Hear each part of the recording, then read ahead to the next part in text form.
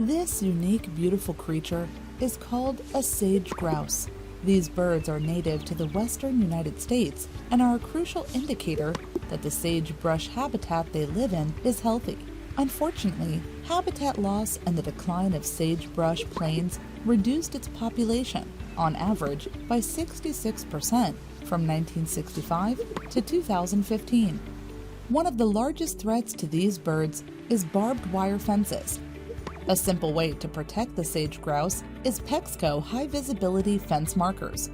These fence markers should be applied approximately every 3 feet on wire fences in areas with large grouse populations. Sage grouse collisions with barbed wire fences cause injury or death.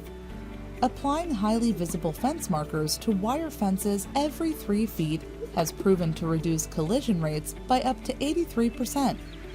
According to a study conducted by the United States Department of Agriculture Natural Resources Conservation Service, Pexco's fence markers are highly visible, easy to install, affordable, durable.